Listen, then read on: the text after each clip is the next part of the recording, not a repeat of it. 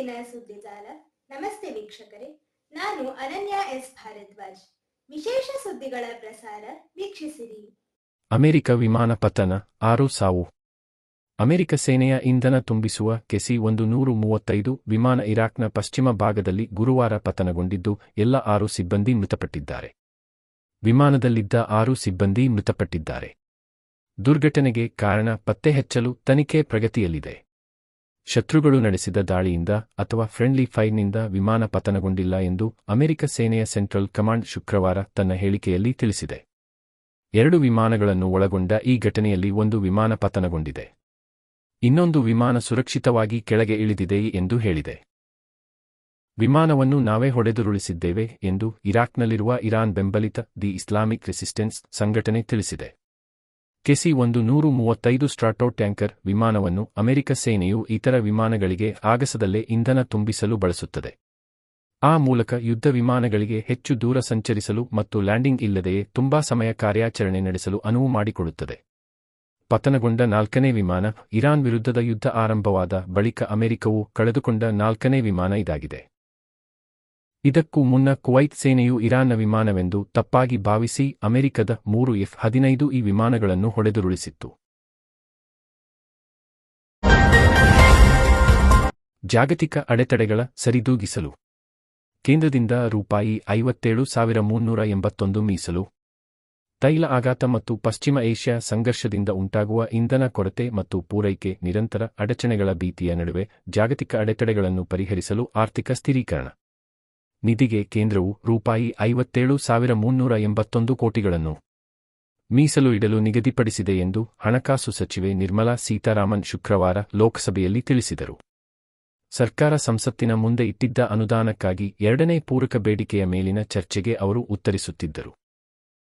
ಶುಕ್ರವಾರ ಲೋಕಸಭೆಯು ₹57,381 ಕೋಟಿ ಹಂಚಿಕೆ ಸೇರಿದಂತೆ ₹2.01 ಲಕ್ಷ ಕೋಟಿ ನಿವ್ವಳ ನಗದು ವೆಚ್ಚಕ್ಕಾಗಿ ಕೇಂದ್ರದ ಬೇಡಿಕೆಯನ್ನು ಅಂಗೀಕರಿಸಿತು. ಈ ಹೊಸ ಹಂಚಿಕೆಗಳನ್ನು ಪರಿಗಣಿಸಿದ ನಂತರವೂ ಕೇಂದ್ರವು 2025-26ರ ಹಣಕಾಸು ಕೊರತೆಯ ಗುರಿಯನ್ನು ಪೂರೈಸುತ್ತದೆ ಎಂದು ಸೀತಾರಾಮನ್ ಹೇಳಿದರು.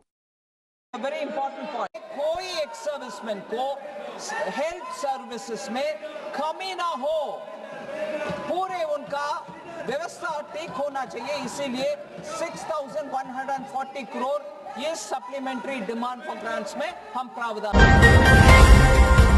ಮುಖ್ಯ ಚುನಾವಣಾ ಆಯುಕ್ತರ ಪದಚ್ಯುತಿ. ಲೋಕಸಭೆಯ 130, ರಾಜ್ಯಸಭೆಯ 63 ಸದಸ್ಯ ರಿಂದ ನೋಟಿಸ್ಗೆ ಸಹಿ. ಮುಖ್ಯ ಚುನಾವಣಾ ಆಯುಕ್ತ ಸಿ. ಜ್ಞಾನೇಶ್ ಕುಮಾರ್ ಅವರನ್ನು ಪದಚ್ಯುತಗೊಳಿಸಲು ಕೋರಿ ವಿರೋಧ ಪಕ್ಷಗಳ ಸಂಸದರು ಸಂಸತ್ತಿನ ಉಭಯ ಸದನಗಳಲ್ಲಿ ಶುಕ್ರವಾರ ನೋಟಿಸ್ ಸಲ್ಲಿಸಿದ್ದಾರೆ ಎಂದು ಮೂಲಗಳು ತಿಳಿಸಿವೆ.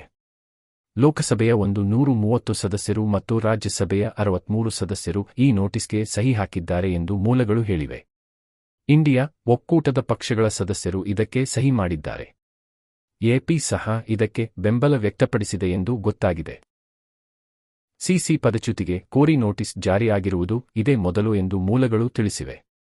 ಅಧಿಕಾರದಲ್ಲಿ ಪಕ್ಷಪಾತ, ತಾರತಮ್ಯದ ನಡವಳಿಕೆ, ಚುನಾವಣಾ ವಂಚನೆಯ ತನಿಖೆಗೆ ಉದ್ದೇಶಪೂರ್ವಕ ಅಡಚಣೆ ಮಾಡುವುದು, ಸಾಮೂಹಿಕವಾಗಿ ಮತದಾನದ ಹಕ್ಕನ್ನು ನಿರಾಕರಿಸುವುದು ಸೇರಿದಂತೆ ಸಿಸಿ ವಿರುದ್ಧ 7 ಆರೋಪಗಳನ್ನು ನೋಟಿಸ್ನಲ್ಲಿ ಪಟ್ಟಿ ಮಾಡಲಾಗಿದೆ.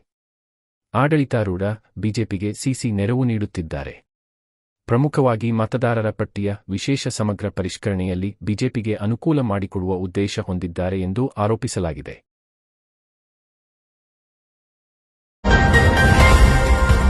ಶಾಸಕರು ಸಚಿವರಿಗೆ ಮುಖ್ಯಮಂತ್ರಿಯಿಂದ ಇದೇ 16ರಂದು ಔತಣಕೂಟ. ಸಂಪುಟ ಪುನರ್ ರಚನೆ ವೇಳೆ ಸಚಿವ ಸ್ಥಾನಕ್ಕಾಗಿ ಒತ್ತಡ ಹಾಕಲು ಶಾಸಕರು ಭೋಜನಕೂಟದ ನೆಪದಲ್ಲಿ ಸೇರಿ ಚರ್ಚೆ ನಡೆಸಿದ ಬೆನ್ನಲ್ಲೇ ಮುಖ್ಯಮಂತ್ರಿ ಸಿದ್ದರಾಮಯ್ಯ ಅವರು ತಮ್ಮ ಸಂಪುಟದ 16 ಸಚಿವರಿಗೆ ಇದೇ 16ರಂದು ಔತಣಕೂಟ ಏರ್ಪಡಿಸಿದ್ದಾರೆ. ಸಿದ್ದರಾಮಯ್ಯನವರ ಸಂಪುಟದಲ್ಲಿ 32 ಸಚಿವರಿದ್ದು 2 ಸ್ಥಾನಗಳು ಖಾಲಿ ಇವೆ. ಈ ಪೈಕಿ ಹಿರಿಯ ಹಾಗೂ ಪ್ರಭಾವಿ ಸಚಿವರಿಗೆ ಆಮಂತ್ರಣ ನೀಡಲಾಗಿದೆ ಎಂದು ಗೊತ್ತಾಗಿದೆ. ಸಂಪುಟ ಪುನರ್ರಚನೆ ಅಥವಾ ರಾಜಕೀಯ ಚರ್ಚೆಗಾಗಿ ಔತಣಕೂಟವಲ್ಲ. ಪರಿಶಿಷ್ಟ ಜಾತಿಯ ಒಳ ಮೀಸಲಾತಿಯ ಗೊಂದಲದ ಬಗ್ಗೆ ಚರ್ಚಿಸುವುದ ಮುಖ್ಯ ಉದ್ದೇಶ ಎಂದು ಮುಖ್ಯಮಂತ್ರಿ ಕಚೇರಿ ಮೂಲಗಳು ಹೇಳಿವೆ.